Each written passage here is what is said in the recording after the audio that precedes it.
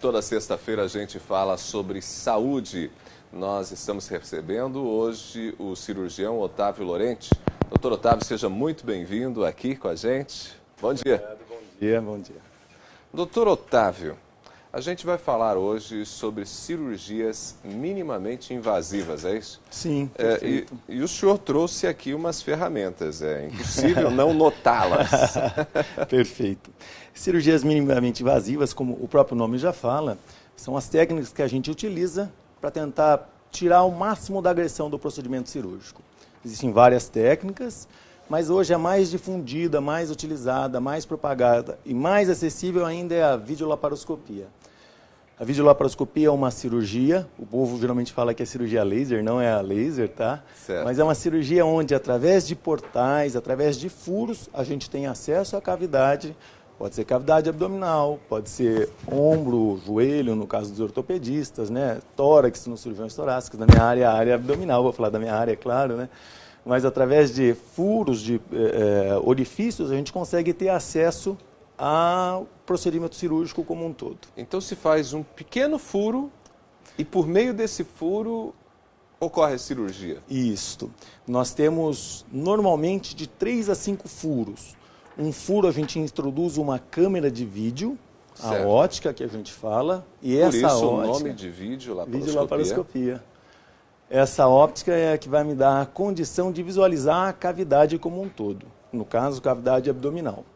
Depois eu preciso utilizar outros portais, outros orifícios, para que eu possa ter acesso a pinças de serviço. E com essas pinças a gente realiza todo o procedimento. Certo. Então, essas são ferramentas usadas por vocês nessa cirurgia. Eu trouxe alguns instrumentos, esses daqui são descartáveis, né? Okay. Isto. Esse daqui, então, seria um dos trocartes, um dos portais que a gente introduz na parede abdominal. E através desses portais, a gente tem condição de infundir um gás, no caso o gás carbônico, na cavidade, para formar uma caverna de trabalho, uma área... como se fosse para abrir espaço, é isso? Isso, nós precisamos afastar a parede abdominal dos órgãos, né? Ter um espaço onde você possa utilizar as pinças. Então, normalmente são trocárteres, são portais que eles têm válvula que não permite o escape desse gás e que me permite a utilização, então, no caso, de pinças de atuação. Olha, esse instrumento é uma pinça. Isto. Ok. Aqui também é uma então pinça tem, na pontinha dele ele tem uma espécie como se fosse um alicatinho, pelo que eu percebi. Isto. São pinças para fazer apreensão, nós temos porta-agulha, nós temos tesoura. Para que a gente possa fazer a utilização dessas pinças de maneira adequada, a gente precisa enxergar. Então aí nós temos, eu não trouxe, mas nós temos a ótica, é um bastão com uma câmera de vídeo na ponta. A grande vantagem da laparoscopia, o legal dessa técnica, é primeiro que nós não temos uma agressividade tão intensa para esse paciente. O que mais agride o paciente é o corte.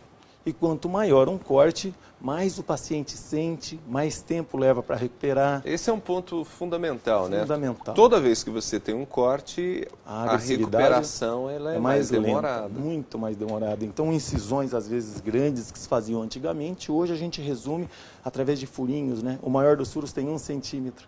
Normalmente nós fazemos 2 furos de 1 centímetro, 2 furos de meio centímetro. Isso, um furo de 1 centímetro, são quantos pontos? Pontinho. A gente dá pontinho intradérmico, ainda não fica nem cicatriz direito. Nem cicatriz fica. Fica muito bom, muito bom. Muito bem. E esse aparelhinho?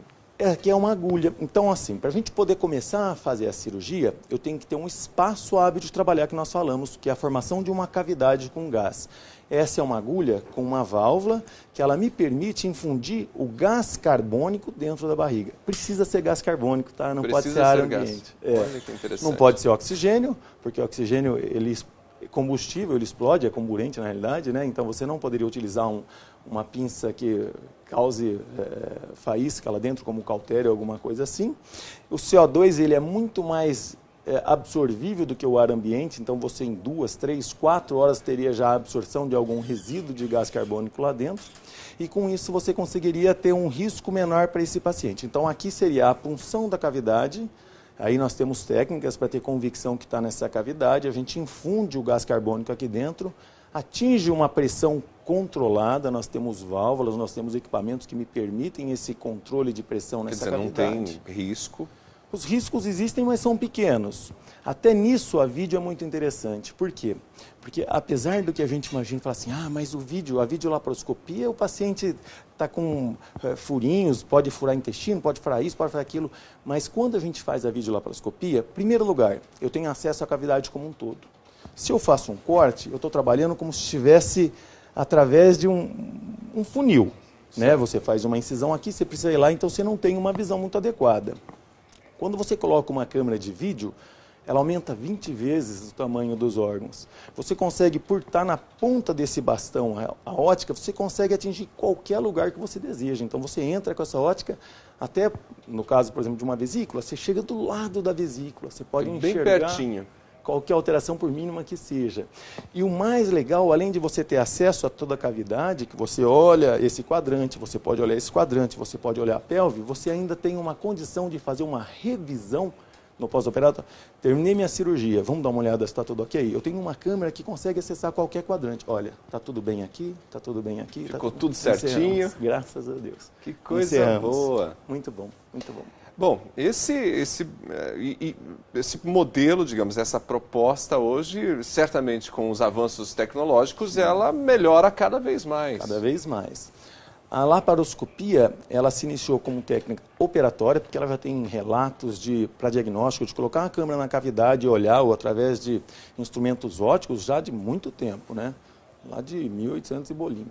Mas em 1980, nos Estados Unidos, começou-se a fazer as primeiras cirurgias laparoscópicas. Uma videocolicistectomia, retirada de uma vesícula. Foi, inclusive, a partir de 1980. Acho que foi 1982, 1983.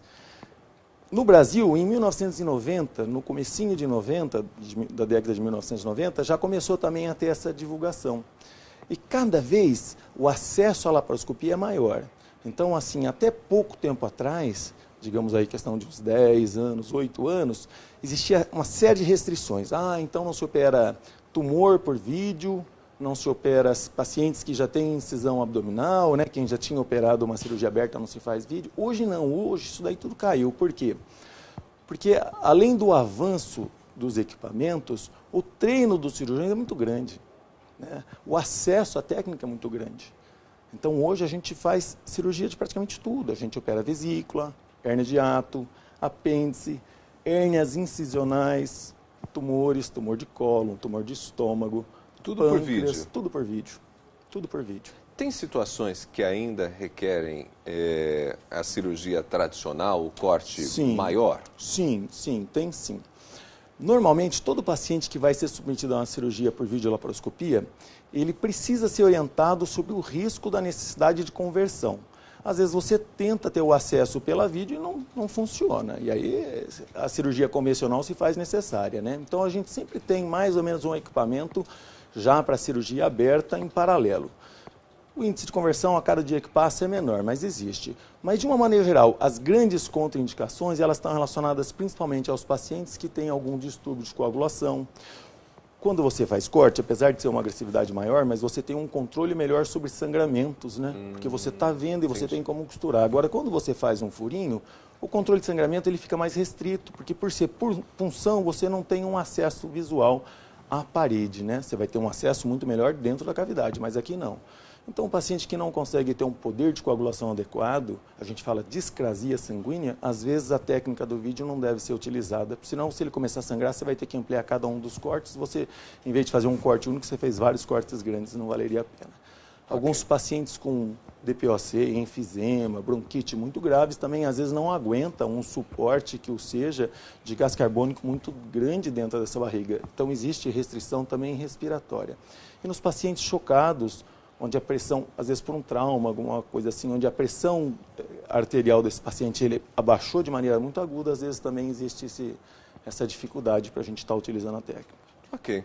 Doutor Otávio, muito obrigado pelos esclarecimentos. Certamente a gente estenderia essa conversa aqui, mas a gente terá a oportunidade de fazer isso em outras ocasiões. Mais uma vez, obrigado. Um excelente dia. Excelente dia para você também. Muito obrigado. Doutor Otávio conversou com a gente, foi nosso convidado aqui na Coluna de Saúde. E com as informações da Coluna de Saúde, nós encerramos o Ponto com o News. Obrigado pela sua companhia, não apenas hoje, mas ao longo dessa semana. Excelente fim de semana para você, a gente se fala na segunda-feira. Até lá!